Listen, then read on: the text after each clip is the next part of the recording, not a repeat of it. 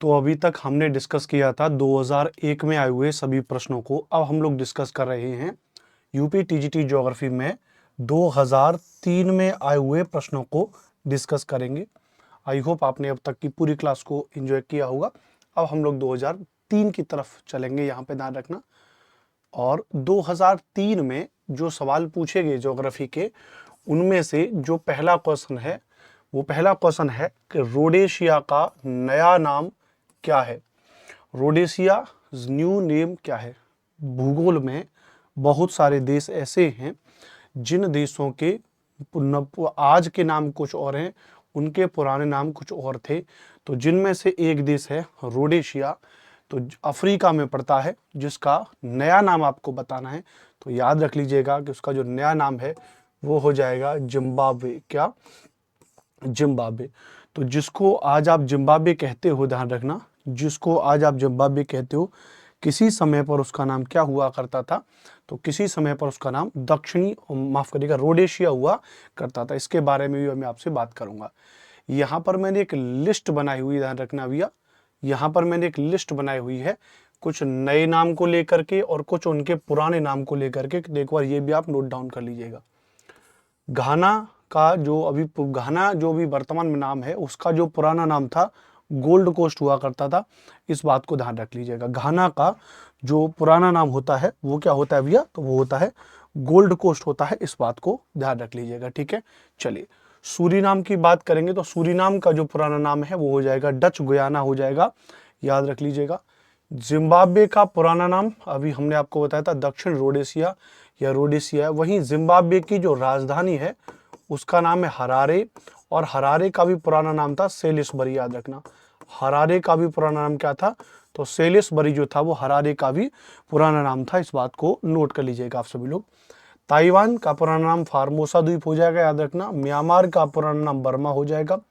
Thailand का पुराना नाम सियाम हो जाएगा। इराक का पुराना नाम मेसोपोटामिया हो जाएगा, मेसोपोटामिया हो जाएगा। जापान का पुराना नाम निप्पन हो जाएगा, और ईरान का पुराना नाम पर्सिया हो जाएगा। ईरान का पुराना नाम क्या हो जाएगा? पर्सिया हो जाएगा, याद रखना। तो घाना का पुराना नाम गोल्ड कोस्ट हो जाएगा। सूरीनाम का पुराना नाम डच गुयाना हो जाएगा। जिम्बाब्वे का पुराना नाम दक्षिण रोडेशिया हो जाएगा। ताइवान का पुराना नाम फार्मोसा। म्यांमार का पुराना नाम बर्मा। थाईलैंड का पुराना नाम श्याम। इराक का पुराना नाम मेसोपोटामिया। जापान का पुराना नाम निप्पन। ईरान का पुराना नाम पर्सिया। वहीं इथियोपिया का पुराना नाम एबिसिनिया था। ध्यान रखना, आपने इतिहास में इसको पढ़ा होगा। रजिया सुल्तान का जो एक प्रेमी था मलिक याकूत खान, वो एक अबिसिनियाई हबसी प्रजाति से था। तो एबिसिनियाई प्रजाति अर्थात जो आज अफ्रीका का इथियोपिया है वो वहां से बिलोंग करता था, याद रखना।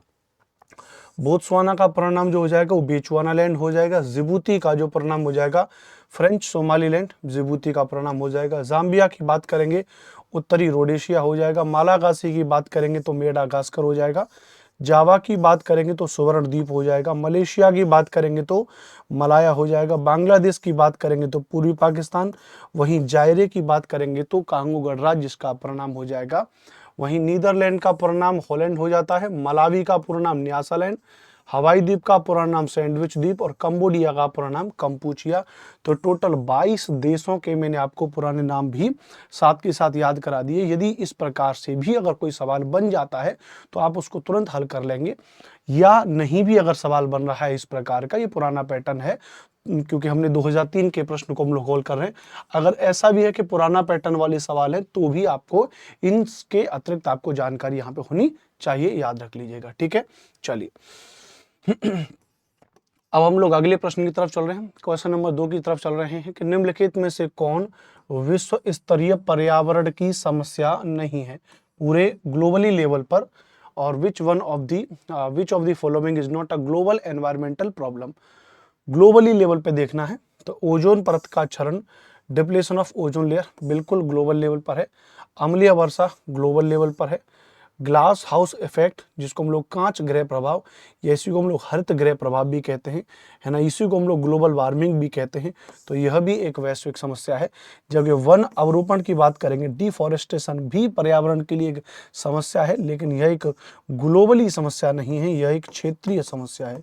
यह क्या हो जाएगी? तो यह एक क्षेत्रीय समस्या हो जाएगी। रीजनल प्रॉब्लम हो जाएगी। मान लेते हैं धरती के किसी क्षेत्र से आपने वनारोपण कर दिया, वन अवरोपण कर दिया, वनों को काट दिया, तो उस जगह के पर्यावरण के लिए प्रॉब्लम है। इसका मतलब नहीं, हालांकि वो एक पूरे विश्व की जलवायु परिवर्तन के लिए एक जिम्मेदार कारक है, लेकिन फिर भी वो एक समस्या क्या है, तो वो एक क्षेत्रीय समस्या के तौर पर देखा जाएगा, याद रखना। ठीक है, चलिए, तो चौथा इसका आंसर हो जाएगा वन अपरोपण एक प्राकृतिक समस्या न होकर के एक मानवीय समस्या है, इस बात को याद रख लीजिएगा, जिसका प्रभाव वैश्विक न होकर के क्षेत्रीय है, जबकि ओजोन परत का क्षरण, अम्लीय वर्षा और कांच गृह प्रभाव विश्व स्तरीय पर्यावरणीय समस्या है। विश्व स्तरीय पर्यावरणीय समस्या है। ओजोन परत के क्षरण से सूर्य से आने वाली पराबैंगनी किरणों का मानव तथा जीव जंतुओं पर हानिकारक प्रभाव पड़ता है। ओजोन परत के क्षरण से सूर्य से आने वाली पराबैंगनी किरणों का मानव तथा जीव जंतुओं पर हानिकारक प्रभाव पड़ता है। अम्लीय वर्षा भूमि की उर्वरता शक्ति, मानव स्वास्थ्य पर गंभीर प्रभाव डालती है तथा कांच गृह प्रभाव से वातावरण के ताप में वृद्धि होती है, जो वैश्विक ऊष्मन और अनंतः जलवायु परिवर्तन के लिए जिम्मेदार है। आपकी समझ में बात आ चुकी होगी। अगले प्रश्न की तरफ चलेंगे, प्रश्न संख्या 3। सवाल को एक बार ढंग से पढ़ लीजिए पहले से, फिर हम लोग इसके उत्तर की तरफ चलेंगे, आराम से प्रश्न पढ़ेंगे। प्रश्न कह रहा है कि निम्नलिखित में से कौन सा युग्म सही नहीं है, which of the following pairs is not correct. कह रहा है यहाँ पे हरमट्टन के बारे में बात कर रहा है कि ये सऊदी अरब में चलती है, चिनूक के बारे में बात कर रहा है कि ये संयुक्त राज्य अमेरिका में चलती है, ब्रिक फील्ड के बारे में बात कर रहा है कि ये ऑस्ट्रेलिया में चलती है, फोन के बारे में बात कर रहा है कि ये स्विट्जरलैंड में चलती है। ये क्या है भैया, कुछ पवनों के नाम है, ये क्या है यहाँ पे पवनों के नाम हो जाएंगे, ध्यान रखना भैया। तो अगर इसमें के बारे में अगर देखेंगे सही नहीं है, तो आप पहला ही देख लीजिए हरमट्टन, हरमट्टन के बारे में देख लीजिए। हरमट्टन सऊदी अरब में न चल करके भैया, ध्यान रखना। हरमट्टन के बारे में अगर हम बात करेंगे, ध्यान रखना, यह सहारा से गिनी तट तक प्रवाहित होती है और गिनी तट पर वर्षा कराती है, जिसके कारण इसको डॉक्टर हवा भी कहा जाता है। और एक गर्म एवं शुष्क हवा है, ध्यान रखना, गर्म एवं शुष्क हवा है, इस बात को याद रख लीजिएगा। अफ्रीका में सहारा के तट से गिनी के तट तक प्रवाहित होती है। विश्व में प्रवाहित होने वाली अन्य कुछ स्थानीय पवन है, जैसे चिनूक, बिल्कुल सही है कि चिनूक संयुक्त राज्य अमेरिका में प्रवाहित होती है। चिनूक क्या है भैया, चिनूक संयुक्त राज्य अमेरिका में प्रवाहित होती है, ध्यान रखना भैया। दूसरे ब्रिक फील्ड की अगर बात करेंगे तो ब्रिक फील्ड जो है ऑस्ट्रेलिया में प्रवाहित होती है, बात बिल्कुल सत्य है। फोन की अगर बात करेंगे तो फोन स्विट्जरलैंड में आल्प्स पर्वत के पास प्रवाहित होती है, सही बात है। पुर्गा की बात करेंगे तो रूस में प्रवाहित होती है, ये बात याद रख लीजिएगा। लेकिन अगर हम बात करेंगे हरमट्टन की बात करेंगे तो हरमट्टन जो है सहारा से गिनी तट तक चलती है। कहाँ पे भैया, सहारा से गिनी तट तक चलती है, गिनी तट तक चलती है। तो सहारा से गिनी तट तक चलती है, याद रखना, क्या चलती है, तो सहारा से गिनी तट तक चलती है। हरमट्टन एक गर्म एवं शुष्क हवा है जो कहाँ चलती है भैया, सहारा से गिनी तट तक चलती है, इस बात को याद रख लीजिएगा। ठीक है, चलिए, क्वेश्चन नंबर 4 है भैया कि जनसंख्या वृद्धि के स्वरूप में कालावधि में घटित क्रमिक परिवर्तन को क्या कहा जाता है। The gradual change occurring over a period of time, the pattern of population growth is called। जो जनसंख्या में जो परिवर्तन हो रहा है, जनसंख्या में जो वृद्धि का जो स्वरूप है, उसके घटित जो क्रमिक परिवर्तन है, उसको हम क्या कहेंगे, जनसंख्या विस्फोट कहेंगे, पॉपुलेशन एक्सप्लोजन कहेंगे, या जनांक की विभव कहेंगे, या डेमोग्राफिक पोटेंशियल कहेंगे, या जनसंख्या विभव कहेंगे, पॉपुलेशन पोटेंशियल कहेंगे, या प्रजननता संक्रमण कहेंगे, फर्टिलिटी ट्रांजिशन कहेंगे, ध्यान रखना। इसको हम क्या कहेंगे, ध्यान रखना भैया। तो जनसंख्या वृद्धि के स्वरूप में कालावधि में घटित क्रमिक और जो है कि परिवर्तन को क्या कहा जाता है, इसके बारे में बात करेंगे। ठीक है, तो देखिए भैया, बहुत महत्वपूर्ण बात क्या करें यहाँ पे, तो सिंपल सी बात है, अगर जनसंख्या वृद्धि में परिवर्तन आएगा तो उसको हम लोग ध्यान रखना जनांक की विभव कहेंगे, डेमोग्राफिक पोटेंशियल कहेंगे। हाँ, आप लोगों ने इसका उत्तर ए लगाया होगा, लेकिन इसका उत्तर गलत है, दूसरा इसका उत्तर हो जाएगा जनसंख्या वृद्धि के स्वरूप में कालावधि में घटित क्रमिक परिवर्तन को जनांकीय विभव या जनांकीय संक्रमण कहते हैं, ध्यान रखना। अब आपकी समझ में आ गया होगा कि जनांकीय विभव शब्द समझ के आप थोड़ा सा कंफ्यूज हो गए होंगे। जनांकीय विभव शब्द को हम क्या कहते हैं, जनांकीय संक्रमण ही कहेंगे, ध्यान रखना।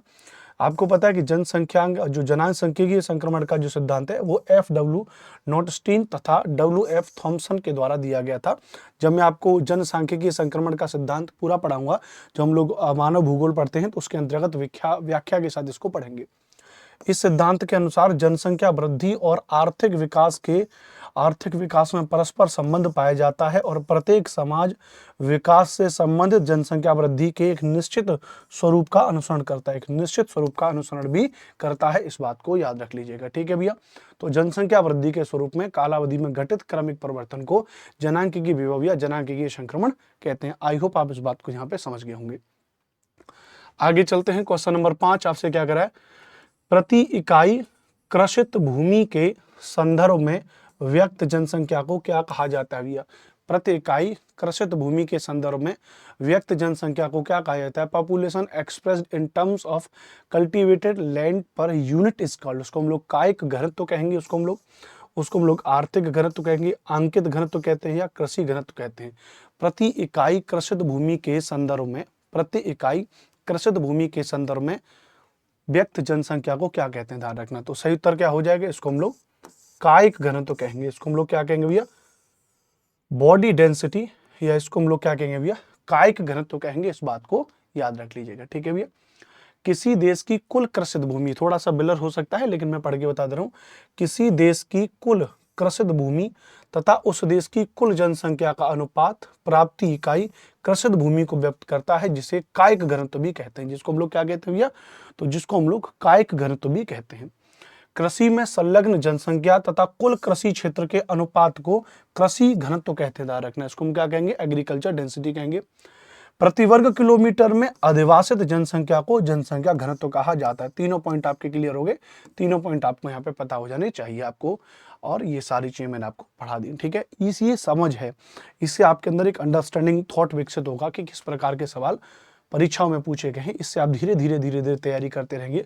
मैं बस आपसे इतना कह रहा हूँ कि यदि आप स्पेशली यदि आप यूपी टीजीटी एसएसटी की यदि आप तैयारी कर रहे हैं आगामी परीक्षा की, या साल 2022 वाला जो पेपर अभी तक अटका हुआ है उसकी तैयारी करना चाह रहे हैं, या आगामी जितनी भी परीक्षाएं हो सकती हैं, नया शिक्षा सेवा चयन आयोग एक्टिव हो चुका है, तो आप मेरे से जुड़े रहिए भैया। मेरा पर्सनल नंबर है 8755238500। ये मेरा नंबर है। आप इस नंबर पे और जो है कि भैया हाई लिख करके, या हाई और जो है कि यूपी टीजीटी ऐसे कोई भी एक व्हाट्सएप पर मैसेज कर सकते हैं। मेरा पर्सनल नंबर है, आप अपना नाम मैसेज कर सकते हैं। हम लोग आपस में जुड़े रहेंगे, ठीक है भैया। और मैं गाइड करता रहूंगा आपको प्रॉपर तरीके से यूपी टीजीटी एसएसटी को लेकर के, उसके बदलते हुए पैटर्न को लेके, उसके सवालों को लेकर के। इसमें जो भी आपको चाहे, आपको किसी प्रकार के पेड बैच की रिक्वायरमेंट होगी तो उस पेड बैच को लेकर हम लोग डिस्कस करेंगे। बेस्ट हो, चाहे इसमें कोई बेस्ट कंटेंट हो आपके लिए, वो बेस्ट कंटेंट को लेकर डिस्कस करेंगे। अगर कोई भी स्ट्रेटेजी हो सकती है किसी प्रकार की, कोई बुक को लेकर के कोई चीज़ है, या कोई भी यदि आपको लग रहा है कि आपको टेस्ट सीरीज को लेकर के चीज़ें हैं, या बेहतरीन से बेहतरीन कोई भी इसकी पीडीएफ हो सकती है, बेहतरीन से बेहतरीन इसके नोट्स हो सकते हैं, उसको लेकर के हम लोग यहाँ पे डिस्कस करेंगे। आप टेंशन मत लीजिएगा, ठीक है। फर्दर इंक्वायरी के लिए आप क्या कर सकते हो, एप्लीकेशन है हमारा, जिस एप्लीकेशन का नाम है टेक्स्ट बुक, आप उसको प्लीज एक बार डाउनलोड कर लीजिएगा, ठीक है जी। चलो आगे बात करेंगे। अगला सवाल अगला सवाल कह रहा है, क्वेश्चन नंबर 6 कह रहा है कि विश्व में गेहूं के वृहत्तम उत्पादक एवं निर्यातक देश क्रमशः हैं। अब देखो, विश्व में गेहूं के बहुत बड़े उत्पादक और निर्यातक देश की बात कर रहा है। अब चूंकि ये सवाल 2003 में पूछा गया था और आज चल रही है 2024, तो निश्चित तौर पे आंकड़ों में बदलाव आया होगा। तो भारत एवं संयुक्त राज्य अमेरिका, फिलहाल के लिए हम इसका उत्तर और यहाँ पे लगा सकते हैं या नहीं लगा सकते हैं। चीन एवं संयुक्त राज्य अमेरिका इसका उत्तर हो जाएगा। क्या हो जाएगा? चीन एवं संयुक्त राज्य अमेरिका इसका उत्तर हो जाएगा, क्योंकि यहाँ पे लिखा भी है कि प्रश्नगत वर्ष में विश्व में गेहूं का सर्वोच्च उत्पादक तथा निर्यातक राष्ट्र क्रमशः चीन तथा संयुक्त राज्य अमेरिका था। वर्तमान में चीन गेहूं का सर्वाधिक उत्पादक राष्ट्र तथा सर्वाधिक निर्यातक राष्ट्र रूस है। ध्यान रखना, चीन और रूस है। रूस संपूर्ण निर्यात का 16.7% भाग निर्यात करता है, जो कि द्वितीय और तृतीय स्थान पर प्रमुख निर्यातक देश क्रमशः संयुक्त राज्य अमेरिका और कनाडा है। विश्व में सर्वाधिक क्षेत्रफल पर गेहूं की खेती भारत में 30 मिलियन हेक्टेयर पर होती है। तो विश्व में सर्वाधिक क्षेत्रफल पर गेहूं की खेती यहाँ पर होती है। ध्यान रखना, सर्वाधिक उत्पादन चाइना में होता है, जबकि सर्वाधिक निर्यात की बात करेंगे रूस करता है। नोट कर लीजिएगा बढ़िया तरीके से। और बाकी इन प्रश्नों का जो नवीनतम डेटा होगा वो मैं किसी एक दिन की क्लास में आपको पढ़ा दूंगा। विश्व में चावल के वृहत्तम उत्पादक एवं निर्यातक देश क्रमशः कौन से हैं? तो वही बात आ गया, the largest producer and exporter countries of rice in the world areas respectively. तो चीन, थाईलैंड, चीन, भारत, इंडोनेशिया, भारत और थाईलैंड। तो चीन एवं भारत इसका उत्तर है उस समय के सवाल के हिसाब से, इसलिए मैंने उत्तर भी लगा के रखा है। प्रश्नगत वर्ष में विश्व में चावल के वृहत्तम उत्पादक में और निर्यातक देश में चीन और भारत है। मतलब उत्पादक में चीन और निर्यातक में भारत। वर्तमान विश्व का सर्वाधिक चावल उत्पादक देश चीन तथा सर्वाधिक निर्यातक देश भारत है। सर्वाधिक निर्यातक देश भारत है। भारत विश्व का द्वितीय चावल उत्पादक देश है। द्वितीय सबसे बड़ा चावल उत्पादक देश हो जाएगा। तो इस बात को आप यहाँ पे नोट कर लीजिएगा। ठीक है, चलिए क्वेश्चन 8 के बारे में बात करेंगे कि निम्नलिखित में से कौन सा युग्म सही नहीं है। Which of the following pairs is not correct. निम्नलिखित में से कौन सा युग्म सही नहीं है। कहवा ब्राजील है, कपास मिस्र है, चाय श्रीलंका है, रबर मलेशिया है। तो निम्नलिखित में से कौन सा युग्म है जो सही नहीं है, ध्यान रखना। देखो कहवा ब्राजील में चलेगा, चाय श्रीलंका में चलेगी, रबर मलेशिया में चलेगी, लेकिन कपास मिस्र में होता था पुराने समय में। लेकिन अगर बात करेंगे तो ये सही सम्मिलित नहीं है, क्योंकि यहाँ पे ये प्रोड्यूसन की बात करिए। कपास को लेकर वेरियस स्टेट लगा सकते हो, लेकिन आप भारत भी इसका ऑप्शन लगा सकते हो। एक बात देखते हैं इसका सही उत्तर क्या हो जाएगा। दूसरा ही इसका सही सम्मिलित नहीं है, ध्यान रखना। प्रश्नगत वर्ष में प्रमुख बागानी फसल उनके उत्पादकों में कहवा ब्राजील हो जाएगा, कपास भारत हो जाएगा, चाय श्रीलंका हो जाएगी और रबर मलेशिया हो जाएगी। वर्ष 2018-19 में चाय का सर्वाधिक उत्पादक देश चीन तथा रबर का सर्वाधिक उत्पादक देश थाईलैंड है। ये वर्ष 2018 और 19 का डेटा है। लेकिन फिलहाल जो वर्ष 2024 का जो डेटा आएगा वो मैं अलग से आपको पढ़ा दूंगा, तो आप इस सवाल को मिस करेंगे तो कोई दिक्कत नहीं, छोड़ के चलेंगे। वही बात फिर से आगे, निम्नलिखित में से कौन सा युग्म सही नहीं है। हम इसको ज्यादा डिस्कस नहीं करेंगे, फिलहाल के लिए आप समझेंगे। दूसरा है जो तांबा, जो वेनेजुएला में होता है नहीं है। तांबा जो है ज्यादातर चिली में है। फिर से वही आ गया 2018-19 का डेटा, मतलब जहां से मैंने प्रीवियस ईयर के पेपर उठाए हैं तो वहां से मैंने उसका विश्लेषण भी यहाँ पे शामिल किया है। तो आपको इस प्रश्न को लेने की आवश्यकता नहीं है, ध्यान रखना। ठीक है, चलिए विश्व में लुगदी का सर्वाधिक उत्पादन करने वाला देश का नाम क्या है भैया। लुगदी यानी जिससे कागज बनता है, ध्यान रखना। तो इसका भी जो क्षेत्र हो जाएगा संयुक्त राज्य अमेरिका हो जाएगा। विश्व में लुगदी का सर्वाधिक उत्पादन करने वाला देश चीन है, जबकि प्रश्नगत वर्षों में लुगदी का सर्वाधिक उत्पादन संयुक्त राज्य अमेरिका करता था। चीन विश्व में कागज का भी सर्वाधिक उत्पादक देश है और कागज का आविष्कार भी सबसे पहले चाइना में ही हुआ था। ये बात भी आपको पता होगी, ध्यान रखना। ठीक है, चलिए प्रश्न संख्या 11 की तरफ चलेंगे। क्वेश्चन नंबर 11 आपके सामने क्या कह रहा है। निम्नलिखित में से कौन गैर परंपरागत वैकल्पिक ऊर्जा स्रोतों के लिए सही नहीं है। ये सवाल महत्वपूर्ण है कि निम्नलिखित में से कौन गैर परंपरागत जो वैकल्पिक ऊर्जा स्रोत हैं उनके लिए सही नहीं है। Which of the following is not true for non conventional alternative energy source. पर्यावरण सहायक, एनवायरमेंटल असिस्टेंट, प्रकीर्ण वितरण, स्कैटर्ड डिस्ट्रीब्यूशन, नवीकरणीय रिन्यूएबल। ठीक है, चिरस्थायी एवरलास्टिंग है। लेकिन अगर प्रकीर्ण वितरण है, स्कैटर्ड डिस्ट्रीब्यूशन अगर है, तो वह जो है वैकल्पिक ऊर्जा स्रोतों के लिए सही नहीं है, ध्यान रखना। वो सही नहीं, इतना तो एक अंडरस्टैंडिंग की बात है कि गैर परंपरागत ऊर्जा स्रोतों का अक्षय ऊर्जा का स्रोत माना जाता है, मतलब जिनसे ज्यादा ऊर्जा मिल रही है। ये पर्यावरणीय दृष्टि से लाभदायक हैं, पर्यावरण सहायक भी हैं, नवीकरणीय तथा चिरस्थायी होते हैं, ध्यान रखना।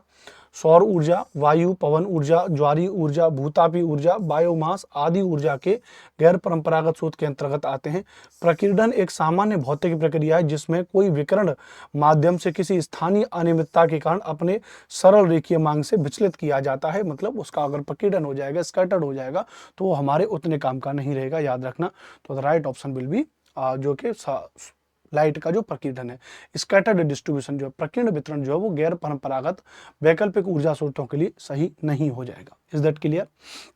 बेहतरीन तरीके से आगे बढ़ते रहेंगे। अगला सवाल क्वेश्चन नंबर 12 आ जाएगा, ध्यान रखना। क्वेश्चन नंबर 12 के बारे में हम लोग बात कर रहे हैं यहाँ पे कि भारतीय प्रामाणिक समय लिखा जाता है। Indian standard time is written 75 degree पूर्वी देशांतर से, 70 डिग्री पूर्वी देशांतर से, 82.5 डिग्री पश्चिमी देशांतर से, या 82.5 डिग्री पूर्वी देशांतर से। तो भारतीय प्रामाणिक समय ये तो आपको पता होना चाहिए, 82.5 डिग्री पूर्वी देशांतर रेखावती से भारत का प्रामाणिक समय माना जाता है। जबकि विश्व का, अगर विश्व की बात करेंगे तो विश्व का जो प्रामाणिक समय है वो 0 डिग्री देशांतर से मापा जाता है। 0 डिग्री देशांतर के ईस्ट में समय बढ़ जाता है, वेस्ट में समय घट जाता है। Right option will be fourth, इसका सही आंसर हो जाएगा, याद रख लेंगे। क्वेश्चन नंबर 13 क्या कह रहा है भैया, बताएंगे कि तुंगभद्रा परियोजना सिंचाई सुविधा एवं जल विद्युत प्रदान करती है, इन राज्यों को बताइए। कौन कौन से राज्यों को जो है कि तुंगभद्रा परियोजना से इरिगेशन के लिए चीजें मिलती हैं। आंध्र प्रदेश, कर्नाटक, आंध्र प्रदेश छत्तीसगढ़, आंध्र प्रदेश झारखंड, या आंध्र प्रदेश उड़ीसा। तो तुंगभद्रा परियोजना की अगर हम बात करेंगे, ध्यान रखना, तो यह आपको पता है कि आंध्र प्रदेश और कर्नाटक के लिए प्रोवाइड करेगी। आंध्र प्रदेश और कर्नाटक के लिए, याद रखना भैया।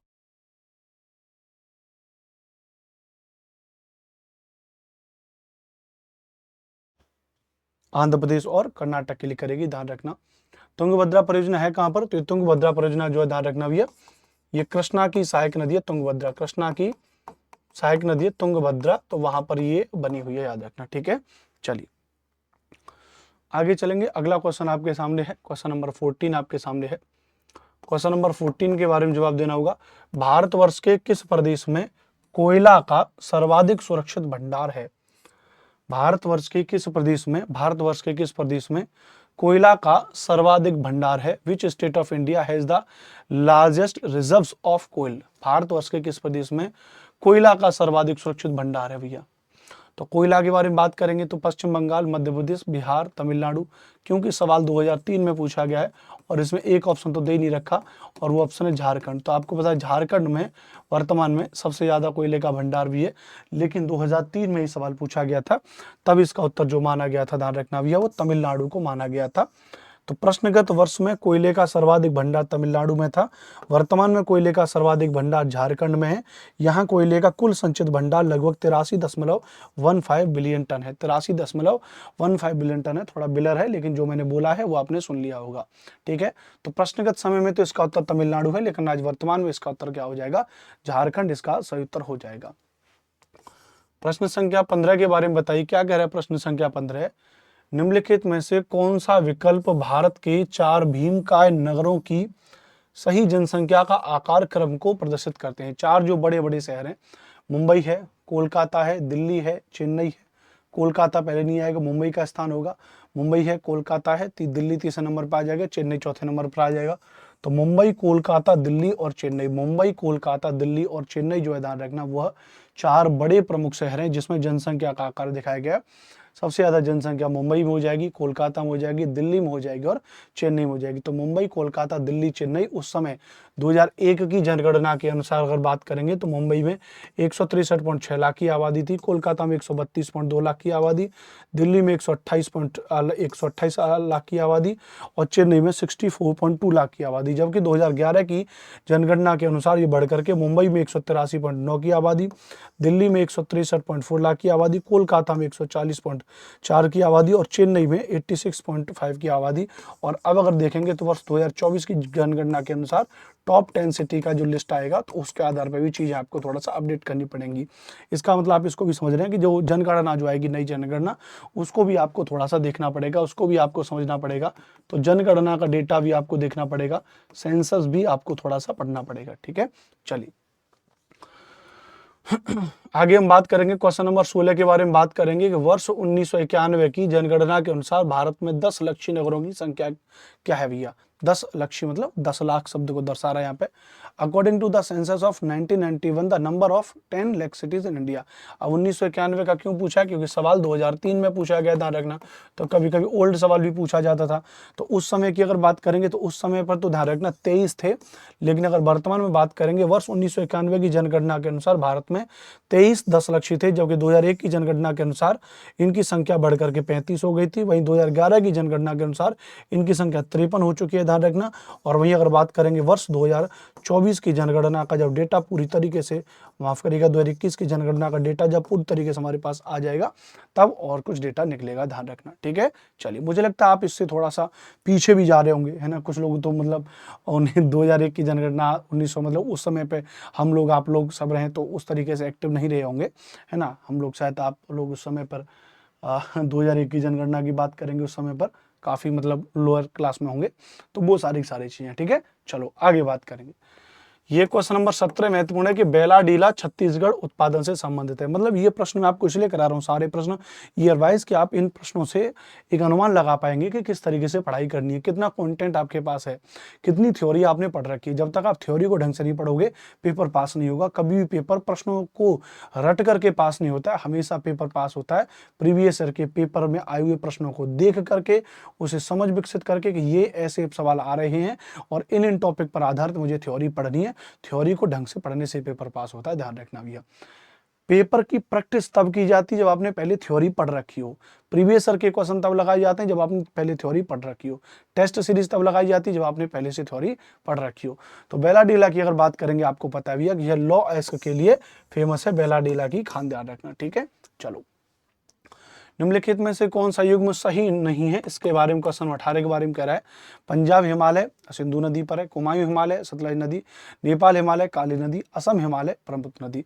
आपको पता है कि भूवैज्ञानिक हुआ था और सिडनी बुर्राड एक भूवैज्ञानिक हुआ था और सिडनी बुर्राड ने हिमालय का वर्गीकरण किया था नदियों के आधार पर। तो सिडनी बुर्राड ने हिमालय का वर्गीकरण जो नदियों के आधार पर किया था, तो उसमें अगर हम बात करेंगे जो असम हिमालय, ध्यान रखना वह ब्रह्मपुत्र नदी में नहीं बल्कि तीस्ता से ब्रह्मपुत्र नदी के बीच में हो जाएगा, तीस्ता से ब्रह्मपुत्र नदी। पंजाब हिमालय सिंधु से सतलज, तो पंजाब हिमालय सिंधु से सतलज, कुमायूं हिमालय सतलज से काली नदी, सो सतलज से काली नदी, नेपाल हिमालय काली से तीस्ता नदी, तो नेपाल हिमालय काली से तीस्ता नदी, और असम हिमालय तीस्ता से ब्रह्मपुत्र होना चाहिए, लेकिन यहाँ पे ब्रह्मपुत्र दे रखा है, यानी पहली वाली नदी का जो है कि ऑप्शन में मिलान आ रहा है। तो सही उत्तर क्या हो जाएगा, चौथा इसका सही उत्तर हो जाएगा, याद रखना। असम हिमालय का विस्तार तीस्ता नदी से लेकर के ब्रह्मपुत्र नदी तक हो जाएगा, तीस्ता नदी से लेकर के ब्रह्मपुत्र नदी तक हो जाएगा। इस बात को याद रख लीजिएगा, इस बात को समझ लीजिएगा। आगे चलेंगे, क्वेश्चन नंबर 19 कह रहा है कि निम्नलिखित नगरों में से कौन भारत का पिट्सबर्ग कहलाता है। Which of the following cities is called Pittsburgh of India. निम्नलिखित नगरों में से कौन भारत का पिट्सबर्ग कहलाता है। राउरकेला की बात करेंगे, जमशेदपुर की बात करेंगे, दुर्गापुर की बात करेंगे या भिलाई की बात करेंगे। तो निम्नलिखित नगरों में से कौन भारत का पिट्सबर्ग कहलाता है, बताओ भैया, बोलो जी। तो ध्यान रखना, भारत के अगर पिट्सबर्ग की बात करेंगे इसका उत्तर क्या हो जाएगा, जमशेदपुर को भारत का पिट्सबर्ग कहेंगे। उस समय के सवाल के अनुसार अभी भी है। लौह उद्योग का संकेंद्रण के कारण भारत का जमशेदपुर को भारत का पिट्सबर्ग कहा जाता है, ध्यान रखना। वहीं दक्षिण भारत का मानचेस्टर की बात करेंगे, कोयम्बटूर को दक्षिण भारत का मानचेस्टर कहते हैं, जबकि अहमदाबाद को उत्तर भारत का या भारत का मानचेस्टर भी कहते हैं, याद रखना भैया, ठीक है। चलो, ये भी डिटेल आपको पता होनी चाहिए। सवाल संख्या 20 की तरफ आएंगे, ध्यान रखना। कह रहा है कि कालीन उत्पादन में किस देश के बाद भारत का द्वितीय स्थान है। After which country India ranks second in carpet production. Afghanistan, Malaysia, Pakistan, Iran. ध्यान रखना, बेशक अगर हम बात करेंगे कि ईरान के बाद दूसरे नंबर पर भारत है, लेकिन ये साल 2003 का आंकड़ा है। अभी वर्तमान के आंकड़े में तो मुझे नहीं पता है, लेकिन भारत शायद सबसे आगे होना चाहिए। कह रहा भी है यहाँ पे, ध्यान रखना इसके बारे में। यहाँ पे सवाल में कह रहा है कि प्रश्नगत वर्ष में कालीन उत्पादन में ईरान का विश्व में प्रथम स्थान था तथा भारत का द्वितीय स्थान है। वर्तमान में भारत कालीन का सर्वाधिक उत्पादक तथा निर्यातक राष्ट्र भी है। तो कालीन का सशद उत्पादन और निर्यातक भी कहाँ होता है, भारत में। आपने देखा भी होगा, एक वेब सीरीज बनी है मिर्जापुर, जिसमें कालीन भैया अखंडानंद त्रिपाठी, जो पंकज त्रिपाठी हैं, एक्टर हैं, उनको अखंडानंद त्रिपाठी का रोल मिला है, जो कालीन भैया के नाम से जाने जाते हैं, किंग ऑफ मिर्जापुर। तो उसको लेकर के भी चीजें बनी हुई हैं, ध्यान रखना, ठीक है। चलिए, क्वेश्चन नंबर 21 के बारे में बात करा कि निम्नलिखित में से कौन सा युग्म सही नहीं है। Which of the following pairs is not correct. हरित क्रांति खाद्यान्न उत्पादन, ग्रीन रिवॉल्यूशन या नीली क्रांति मछली उत्पादन, श्वेत क्रांति दुग्ध उत्पादन, पीत क्रांति इस्पात उत्पादन। पीत क्रांति इस्पात उत्पादन बताओ भैया। तो आपको पता है कि जो इसमें से जो पीत क्रांति आपकी इस्पात उत्पादन से नहीं, तिलहन उत्पादन से संबंधित है। तो सही आंसर क्या हो जाएगा, चौथा हो जाएगा। पीत क्रांति आपकी तिलहन उत्पादन, भूरी क्रांति उर्वरक उत्पादन, श्वेत क्रांति दुग्ध उत्पादन, नीली क्रांति मत्स्य उत्पादन, हरित क्रांति खाद्यान्न उत्पादन, पीत क्रांति का संबंध तिलहन उत्पादन से है, ध्यान रखना। और उसके अलावा ये अन्य कुछ क्रांतियां हो जाएंगी। समझ में आ रहा सभी के? प्रॉपर तरीके से चीजों को समझना है, एकदम से बढ़िया से, ठीक है। आगे हम बात करेंगे, क्वेश्चन नंबर 22 कह रहा है कि सौर परिवार का विशालतम ग्रह है, the largest planet of solar system. तो सौर परिवार का विशालतम ग्रह कौन सा हो जाएगा, इसके बारे में बताना होगा। शनि, अरुण, बृहस्पति, वरुण। तो विशालतम ग्रह मतलब जो बड़ा ग्रह, ध्यान रखना। तो बड़ा ग्रह कौन सा हो जाएगा, तो बृहस्पति क्या हो जाएगा, बड़ा ग्रह हो जाएगा। बृहस्पति क्या हो जाएगा भैया, बड़ा ग्रह हो जाएगा। The largest planet of the solar system is Jupiter. क्या हो जाएगा, जुपिटर इसका सही आंसर हो जाएगा। अच्छा, ये शायद उल्टा लग गया होगा, कोई बात नहीं, है ना। अंतरराष्ट्रीय तिथि रेखा कतिपय स्थल क्षेत्रों के समायोजन हेतु कुछ विचलनों के साथ अनुसरण करती है। अंतरराष्ट्रीय तिथि रेखा स्थल क्षेत्रों के समायोजन हेतु विचलनों के साथ अनुसरण करती है, मतलब कई जगह पे उसमें कर्व्ड है। तो अंतरराष्ट्रीय तिथि रेखा है क्या, तो आपको पता भी है 180 डिग्री देशांतर को हम लोग अंतरराष्ट्रीय तिथि रेखा कहते हैं, ध्यान रखना। क्वेश्चन 24 के बारे में बात करेंगे कि प्रधान यामोत्तर किसे कहते हैं। Prime meridian is called. 0 degree देशांतर को, 90 डिग्री पूर्वी देशांतर को, 90 डिग्री पश्चिमी देशांतर को, 180 डिग्री देशांतर को। तो प्रधान यामोत्तर की अगर बात करेंगे तो आपको पता है भैया कि 0 डिग्री देशांतर को हम क्या कहते हैं, प्रधान यामोत्तर कहते हैं। नोट कर लीजिएगा, आप इस बात को जानते हैं। क्वेश्चन नंबर 25 कह रहा है आपके सामने कि पृथ्वी की विषुवतरेखीय परिधि कितनी है? The equatorial circumference of the earth. पृथ्वी की विषुवतरेखीय परिधि क्या होती है? सर्कमफेरेंस ऑफ द अर्थ क्या होती है ये बताइए। 40,050 किलोमीटर, 40,150 किलोमीटर, 40,076 किलोमीटर या 40,250 किलोमीटर। तो ध्यान रखना 40,075 पॉइंट कुछ है नवीनतम आंकड़ों के अनुसार, जिसको हम लोग 40,076 भी मानते हैं। यह पृथ्वी की विषुवतरेखीय परिधि हो जाएगी। प्रश्न संख्या 26 के बारे में बात करेंगे कि ग्रीनविच माध्य समय से बेरूत का समय 2 घंटा आगे है। ग्रीनविच माध्य समय से बेरूत का समय 2 घंटा आगे। देखो यहीं पर समझ लो, अब ग्रीनविच क्या होता है 0 डिग्री, उससे 2 घंटा आगे। 2 घंटे का मतलब 1 घंटे में 60 मिनट, 2 घंटे का 120 मिनट, और 120 मिनट को अगर डिग्री में बदलना है तो 4 से डिवाइड कर दो, 4 या 12, 30 डिग्री। और कहाँ पर आगे है, इसका मतलब ईस्ट होगा, 30 डिग्री ईस्ट। और लीमा का समय 5 घंटा पीछे, तो 5 घंटा पीछे तो 300 मिनट हो जाएंगे, और 300 मिनट को 4 से डिवाइड करो, 4 7 28, 2 4 5 75 डिग्री वेस्ट। लीमा एवं बेरूत की देशांतर रेखाएं कितनी है? अब किसकी पूछ रहा है? लीमा एवं बेरूत की पूछ रहा है, मतलब पहले लीमा के बारे में पूछेगा। तो लीमा का कितना है भैया? तो लीमा का हो जाएगा 75 डिग्री वेस्ट, 75 डिग्री पश्चिमी, और बेरूत का हो जाएगा 30 डिग्री पूर्व। सही उत्तर क्या हो जाएगा? दूसरा इसका उत्तर हो जाएगा। टाइम निकालने वाला कॉन्सेप्ट होता है जिसमें 1 डिग्री बराबर 4 मिनट रखना होता है। 1 डिग्री बराबर 4 मिनट रखना होता है, ये समय निकालने वाला सवाल होता है। क्वेश्चन 27 क्या कह रहा है कि विश्व में थल क्षेत्र की औसत ऊंचाई है। विश्व में थल क्षेत्र की औसत ऊंचाई कितनी है? The average height of land area in the world, मतलब स्थल की अधिकतम ऊंचाई नहीं या निम्नतम ऊंचाई नहीं, एक एवरेज हाइट ऑल ओवर और समुद्र की। तो ध्यान रखना इसका सही उत्तर क्या हो जाएगा? कहाँ गया भैया? पहला ऑप्शन 840 मीटर। 840 मीटर। विश्व में थल क्षेत्र की औसत ऊंचाई 840 मीटर है तथा महासागरीय क्षेत्र की औसत गहराई जो है 3800 मीटर हो जाएगी। पृथ्वी पर सबसे ऊंची पर्वत चोटी माउंट एवरेस्ट है और सबसे गहरी खाई मैरियाना ट्रेंच है प्रशांत महासागर में।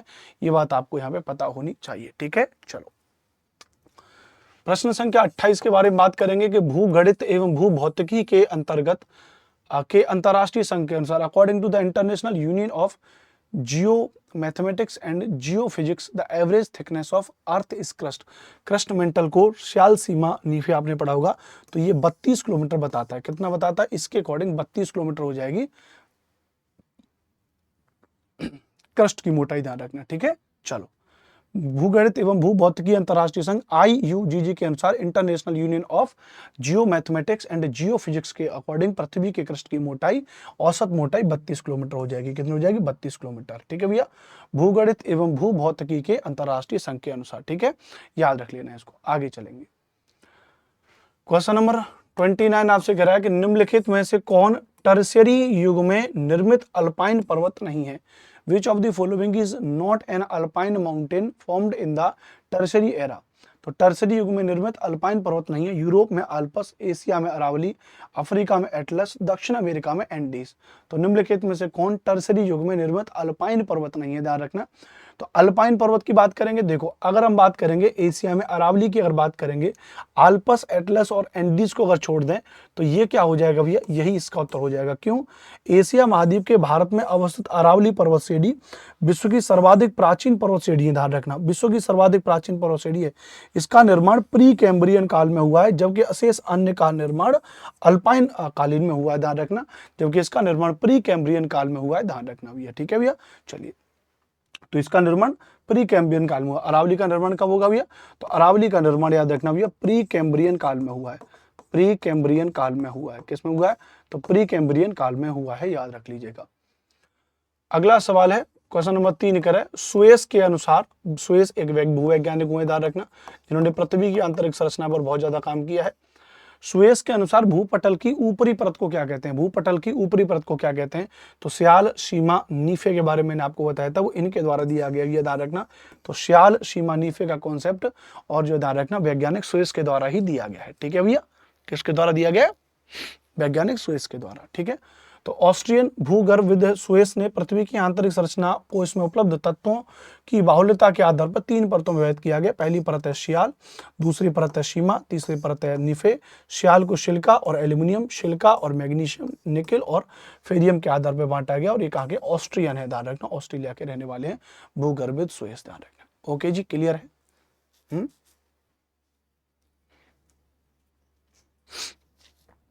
क्वेश्चन नंबर 31 के बारे में आपको बताना है। निम्नलिखित में से कौन सा युग्म सही नहीं है? Which of the following pairs is not correct? Pampas Argentina, downs Australia, velds दक्षिण अफ्रीका, लानोस चिली। तो लानोस चिली में नहीं होता, लानोस घास के मैदान आपको पता है वेनेजुएला में होते हैं। लानोस घास के मैदान कहाँ होते हैं भैया? वेनेजुएला में होते हैं। तो सही उत्तर क्या हो जाएगा? चौथा ही इसका सही उत्तर हो जाएगा। इस तरीके से परफेक्ट आपको चीजों को याद होना चाहिए, ध्यान रखना। मैंने यहाँ पर आपके लिए घास के मैदान लगाए हुए हैं, आप एक बार याद रख लीजिएगा। उष्ण कटिबंधीय घास के मैदानों में जैसे सवाना है, जो उष्ण कटिबंधीय घास का मैदान है जो पूर्वी अफ्रीका, केनिया और तंजानिया में। लानोस घास के मैदान वेनेजुएला में हो जाएंगे। कैंपास या सेराडो घास के मैदान ब्राजील में हो जाएंगे। सेल्वास घास के मैदान अमेजन बेसिन में हो जाएंगे। पार्कलैंड घास के मैदान दक्षिण अफ्रीका में हो जाएंगे। और पटाना घास के मैदान श्रीलंका में हो जाएंगे। पटाना घास के मैदान श्रीलंका में हो जाएंगे, याद रख लीजिएगा। शीतोष्ण कटिबंधीय घास के मैदान की अगर बात करेंगे तो प्रेरी घास के मैदान उत्तर अमेरिका में, पैम्पास घास के मैदान अर्जेंटीना और उरुग्वे में, वेल्स घास के मैदान दक्षिण अफ्रीका में, steppes Europe, downs Australia, Canterbury New Zealand और पोस्टाच हंगरी में हो जाएंगे। इनको आप जरूर याद रख लीजिएगा। वहीं भारत में घास के मैदान की बात करेंगे तो दो होते हैं, गुलमर्ग और सोनमर्ग जम्मू कश्मीर में, और सोलास पश्चिमी घाट पर होते हैं, नोट कर लीजिएगा। क्लियर है? चलो 32वां सवाल आपसे कह रहा है, क्वेश्चन नंबर 32, निम्नलिखित में से कौन सा ग्रही पवन नहीं है? ग्रही पवन नहीं है, ध्यान रखना। प्लेनेटरी विंड्स नहीं है, ध्यान रखना। प्लेनेटरी विंड्स जो परमानेंट विंड्स हैं उनमें व्यापारिक पवनें हो जाएंगी, पछुआ पवनें हो जाएंगी, ध्रुवीय पवनें हो जाएगी, लेकिन मानसूनी पवनें इसमें क्या नहीं होगा? वो ग्रही पवनें नहीं हो जाएंगी। मानसूनी पवनें ग्रही पवनें नहीं होंगी, नोट कर लीजिएगा। ये बात आप अच्छे से पता है। मानसूनी पवनें समसामयिक पवनों की श्रेणी में आती हैं क्योंकि समय के अनुसार इसकी दिशा बदलती रहती है, जबकि अन्य पवनें साल भर एक निश्चित पथ एवं दिशा का अनुकरण करती हैं, अतः इन्हें स्थायी पवन भी कहा जाता है, जैसा कि मैंने आपको भी पढ़ाया था। क्वेश्चन नंबर 33 के बारे में बात करेंगे कि निम्नलिखित में से कौन सा युग्म सही नहीं है? उष्णार्ध जलवायु वार्म क्लाइमेट जायरे की है, भूमध्य सागरीय जलवायु ट्यूनीशिया की है, मेडिटेरेनियन क्लाइमेट जो है ट्यूनीशिया की है, या मानसूनी जलवायु थाईलैंड की है, शीतोष्ण अनु समुद्री जलवायु स्वीडन की है। ध्यान रखना, जब हम विश्व की जलवायु के बारे में पढ़ते हैं तो यहाँ पर इसका उत्तर हो जाता है। तो फिलहाल के लिए आप समझिए कि शीतोष्ण अन समुद्री जलवायु स्वीडन की नहीं है, क्योंकि स्वीडन बिल्कुल ऊपर पाया जाता है, यहाँ पे टैगा वनस्पति पाई जाती है। तो स्वीडन में टैगा तुल्य उपध्रुवीय जलवायु पाई जाती है, ध्यान रखना। उसके अलावा उपाध्य उष्ण जलवायु जायरे में, ट्यूनीशिया में, थाईलैंड में, बिल्कुल सही है। और ध्यान रखना, जबकि शीत अन समुद्री जलवायु जो प्रश्न में कह रहा है वो कनाडा में पाई जाती है। वो कहाँ पाई जाती है? कनाडा में पाई जाती है, याद रख लीजिएगा। स्वीडन में जिसकी बात कर रहा है, ध्यान रखना, स्वीडन में टैगा तुल्य और जो उपद्रवीय और वहां पे वो पाई जाती है। ठीक है भैया, आगे चलते हैं। क्वेश्चन नंबर 34 के बारे में बात कर रहा है, आश्चुताश्म एवं निश्चुताश्म निक्षेपणात्मक स्थलाकृति कहां पर है? स्ट्राइल आर डिपोजनल टोपोग्राफीज पवन की हैं, भूमिगत जल की हैं, सागरी जल की, हिमानी की हैं। आप इनको पढ़ के बिल्कुल आप सोच रहे होंगे शब्द कहाँ से आगे ध्यान रखना, लेकिन पहले तो मैं इसका उत्तर बताऊं कहाँ है भूमिगत जल। पहले तो इसका उत्तर आप लगिए अंडरग्राउंड वाटर के द्वारा बनती हैं। अब आप समझेंगे आश्चुताश्म को हम बोलते हैं स्टेलेक्टाइट बोलते हैं, अब आप समझ गए होंगे। निश्चुताश्म को हम लोग स्टेलेग्माइट बोलते हैं, अगर आपने स्थलाकृतियों को पढ़ा होगा तो। ये भूमिगत जल कास्ट की प्रमुख स्थलाकृतियां हैं। अपरदन के दूत तथा उनके द्वारा निर्मित प्रमुख स्थलाकृतियों में पवन के द्वारा बारखान, लोएस, छत्रकशिला बनती है, आपको पता है। हिमानी के द्वारा सर्क, टार्न आदि स्थलाकृतियां बनती है, याद रख लेना। सागरी जल के द्वारा तटीय भृगु, लघु निवेशिका, मेहराब इत्यादि बनते हैं। सर्क और टार्न याद रखना हिमानी के द्वारा बनती हैं, प्रमुख स्थलाकृतियां हो जाएंगी। क्वेश्चन नंबर 35 के बारे में बात करेंगे कि निम्नलिखित में से कौन वायुमंडल की परतों का सही अनुक्रम है? परिवर्तन मंडल, मध्यमंडल, समताप मंडल।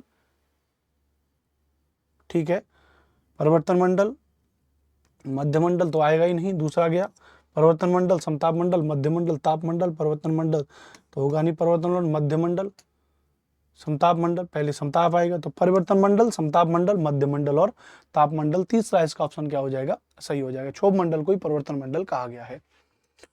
क्वेश्चन नंबर 36 बड़ा महत्वपूर्ण है, एक बार क्वेश्चन नंबर 36 को पढ़िए।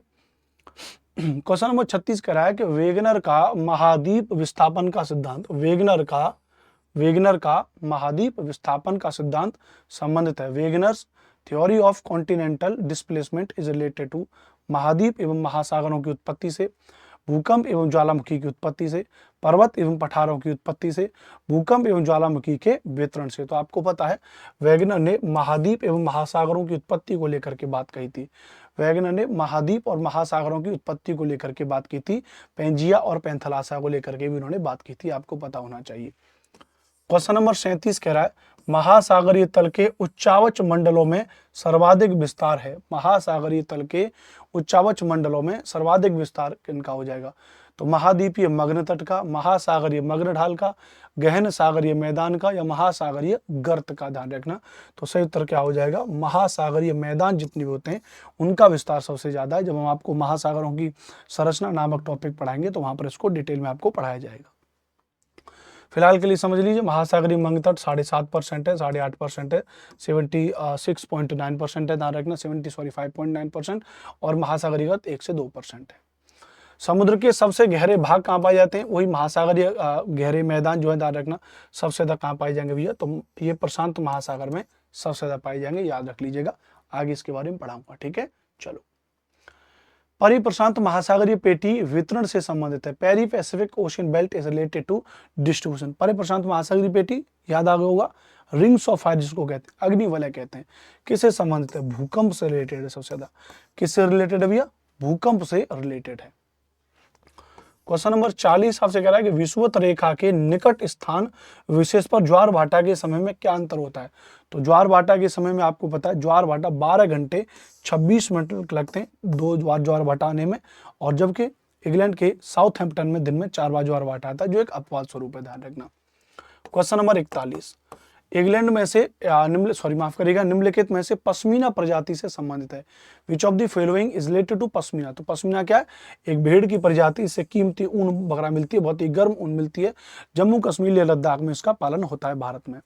शीतोष्ण कटिबंधीय कोणधारी वन कहाँ पाए जाएंगे? जहां पे ज्यादा ठंडा होगा तो टैगा प्रदेश में कोणधारी वन पाए जाएंगे। टैगा प्रदेश में कोणधारी वन पाए जाएंगे। तो टैगा प्रदेश में कोणधारी वन पाए जाएंगे, जबकि मानसूनी प्रदेश में सदाबहार एवं पतझड़ वनस्पति पाई जाएंगी। भूमध्य सागरीय वनस्पति में झाड़ीनुमा वनस्पति पाई जाएगी। टुंड्रा प्रदेशों में काई एवं लाइकिन पाई जाएंगे। काई एवं लाइकिन पाए जाएंगे, जरूर जरूर याद कर लीजिए भैया। प्रश्न संख्या और अंतिम प्रश्न क्वेश्चन नंबर 43, अटाकामा का मरुस्थल स्थित है। Atacama desert is located Australia, Africa, Asia, दक्षिण अमेरिका में। सही उत्तर क्या हो जाएगा? दक्षिण अमेरिका में। दक्षिण अमेरिका में अटाकामा का मरुस्थल स्थित है, दक्षिण अमेरिका में। ठीक है भैया। चलिए, उसके अलावा आप याद रख लीजिएगा, दक्षिण अमेरिका महाद्वीप के चिली में अटाकामा मरुस्थल है। यह विश्व का सर्वाधिक शुष्क मरुस्थल है। अलागा सहारा जो है अफ्रीका में है। सिक्यांग चीन में है। थार भारत में है। विक्टोरिया सैमसन ऑस्ट्रेलिया में, और गोबी मंगोलिया में। याद रख लीजिएगा। तो ये कहानी पूरी पूरी मैंने आपको बताई।